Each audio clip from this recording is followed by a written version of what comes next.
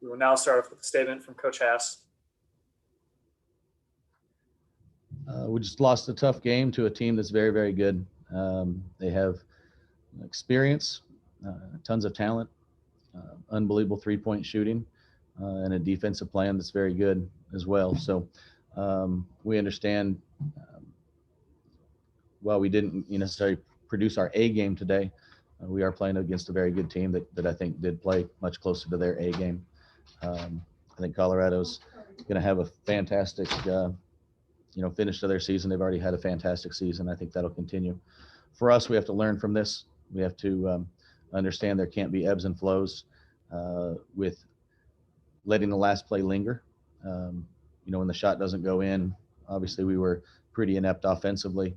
And at times that, carried over to our defensive energy, and we can't let that happen. So hopefully that's something we can learn from. And then what we're going to do is continue to try and move forward and improve. We understand it's going to be a quick turnaround. We want to do our best to make sure that we're prepared for Saturday. All right, well, we'll start off with questions. First off, Michael Roberson. Go ahead, Michael. All right, Coach, I know you have to concentrate on your players, but Wright almost had a triple-double. How impressed are you with the way he plays? And you guys had De Silva, Steady Eddie, 22 points, but no one else in double figures. So how can you surmise both of those scenarios?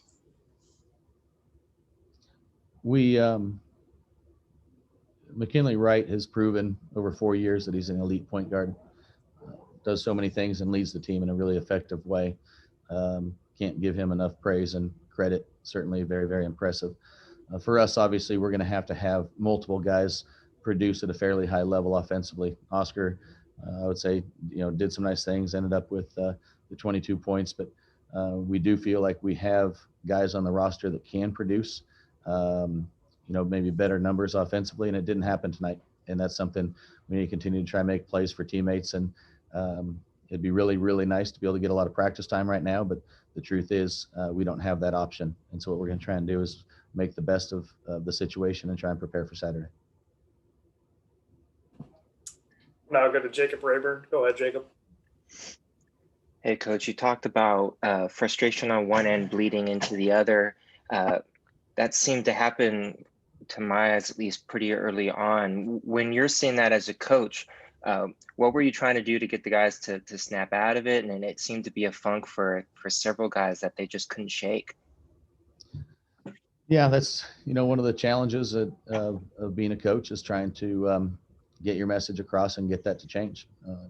One of the things is it going to be a good play that gets us, our energy and vibe back, or can we maybe get our energy and vibe going, and that'll produce a good play.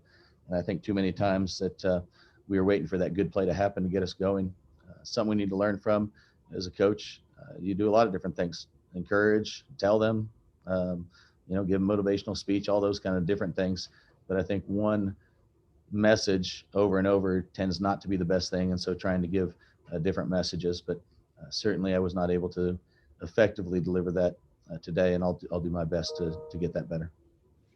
And a follow-up of, obviously your efforts to do that and the guys' efforts to pull themselves out doesn't happen in a vacuum. It seemed there were a number of times that something really good would happen for you guys, and Colorado would immediately answer with something that almost erased it. Can you comment on how Colorado is playing right now and their ability to pretty much shut down opposing runs? Yeah, I thought they're playing at a very high level, and they're a fantastic team, like I mentioned. I'll say that a couple of the shots they hit, particularly right after, we cut it to 6 points right there, and they the next shot they hit at the buzzer, fading away over two defenders. At some point, you have to give them some credit as well, and a lot of credit. So I think,